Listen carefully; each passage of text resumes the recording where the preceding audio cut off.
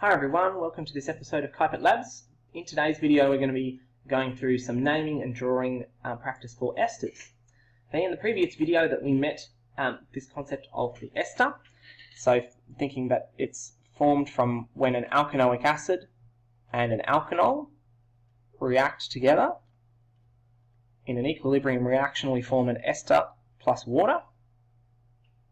Okay, and ester, remember, we also said is perhaps more formally known as an alkyl alkanoate, although we will use the term of ester. Now, in a subsequent video, we're going to go into this in some more detail, but we would call this particular reaction esterification, so the formation of an ester, okay? And it's a type of what we call condensation reaction, but more on that in the next video. Okay, but that's just so you know. All right. So what we're going to do in this video is just going to go through some practice questions of how we can look at what ester is going to form from two substances.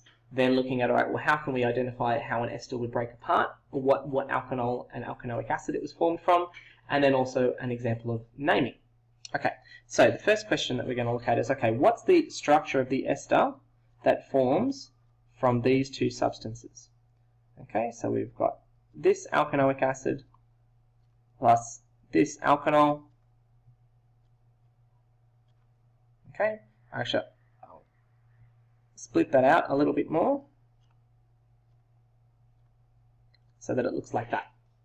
Okay, so just as before, we can identify where the water molecule is going to be.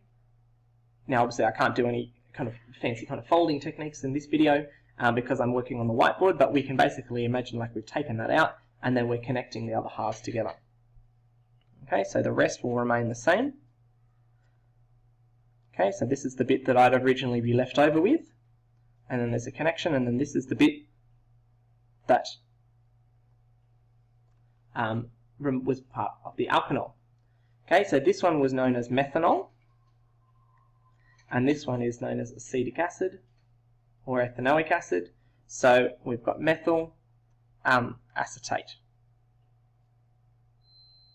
is the name of our ester.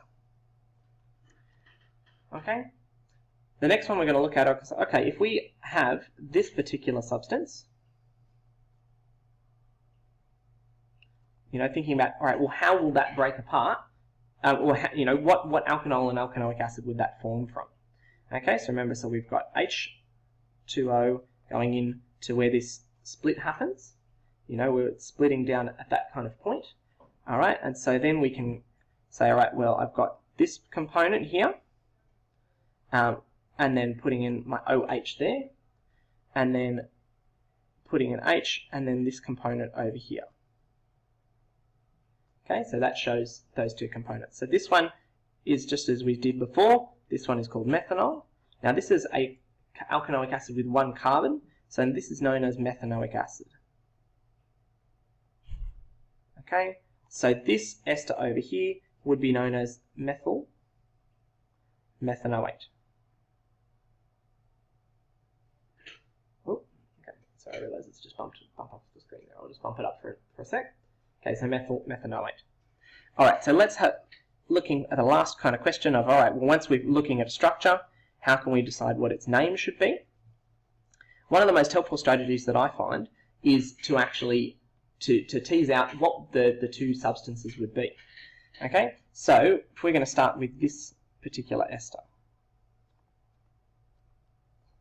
Okay, so we've got one carbon over here, the ester group here, and then two carbons over here, and filling in the hydrogens. Now, in the booklet, you notice that we've done it with the abbreviated structural formula of CH2, CH3, and that sort of thing. I'm just doing this to help you kind of visualize the difference here a little bit. Okay, so what we can know when we look at this structure is that this is the component that came from the acid, and this component here is what came from the alkanol. Okay, so without even actually splitting it apart, like to think about its two components, we can actually name each bit. Okay, and I'll show you that. So the alkanol, so it's got two carbons, so 2 is F, so it's ethanol. Okay, this would be ethanol. This bit also has 2 carbons, so this is acetic acid.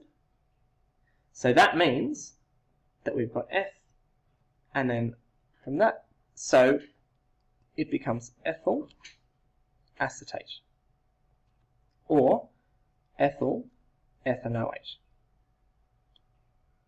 given that this can also be known as ethanoic acid. Okay, so ethyl ethanoate. So we can look at here, that's ethyl ethanoate. Okay, alright, so keep going with those practice questions. Thanks very much for watching. Bye for now.